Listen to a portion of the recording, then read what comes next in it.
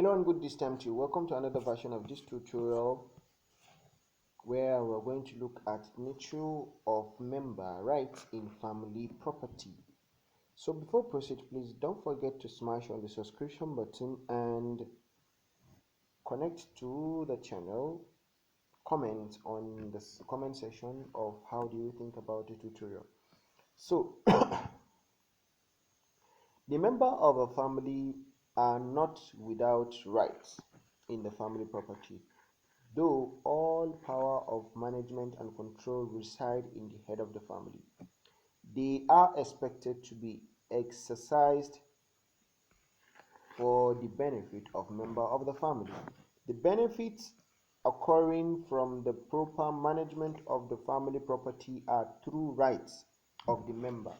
The family member therefore could enforce this basic right in court as enforceable rights under customary law. So those rights we treated in communal property, communal land are the same thing that are treated here.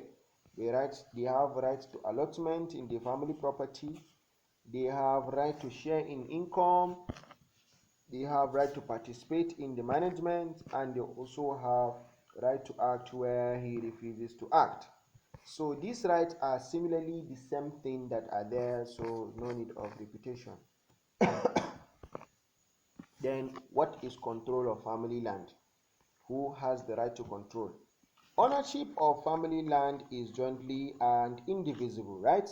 The family itself may conspire of large number of children who may be spread all over the country. There is need to determine or appoint someone or some of their members to represent them in negotiating on family property, to generally administer the property, to equitably determine how the best to share the family property among them is order to appropriate the greatest benefit for all members of the family. So mostly the head of the family is the one that has the power to the control of the and management of the family. The management of the entire family property is vested on the head. He holds the property as trustee and behalf of the family. He stands as alter ego, representative of the family in the administration of the family property. The position of is delegates one under customary law. So his position is customary delegated. This is because he is not the owner of the family property and he does not have the power to deal with the family property as his own.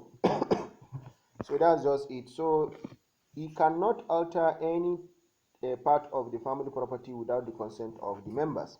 So one of his duties are the family head under native law custom is the eldest member of the family, just like we know. Upon the death of the originator, the eldest male child called in this, like the eldest he's called Dawodu in Yoruba native land, would be the one to take over the head. In the event of the death of the head, the eldest son will take over. However, the family may decide to elect any member if they choose, like they decide. In Igbo community, the eldest son become the head of the family, and on his death, his eldest son will assume. So the eldest son coming back to the eldest son, that is how they do in Igbo community. In some cases, the wish of the originator of the family will be respected if he nominates any other person apart from the other son. Like if, for example, the owner of the family head now nominates another person before his death, then that one will be respected.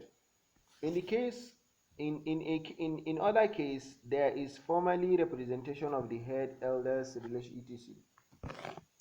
Duty of the family head. What is the family head responsible for doing?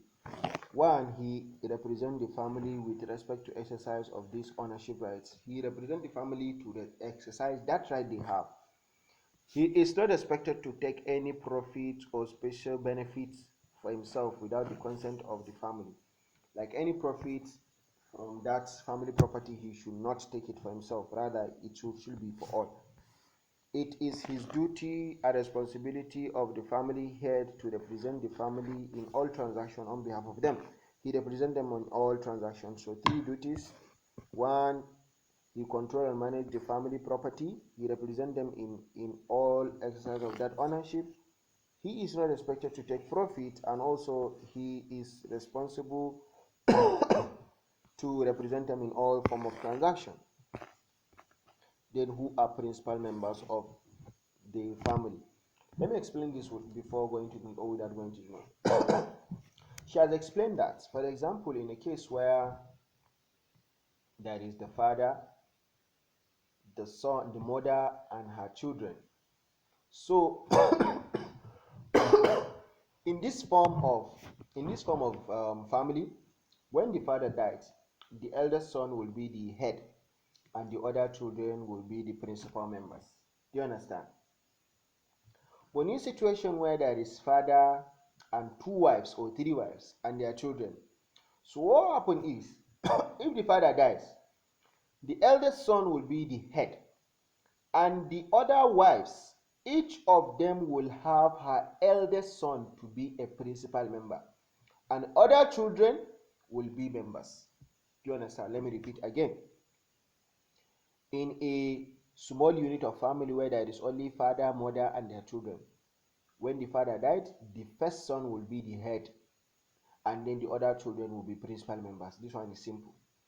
And when it is another form of family where there is father and two wives or three wives or four wives and their children, so when the father died, the eldest son will be the head of the family. Each eldest son from each wife will be a principal member, and the rest children will be members. So that is how it is. That's how she explained it here. I think there is no importance of me going there.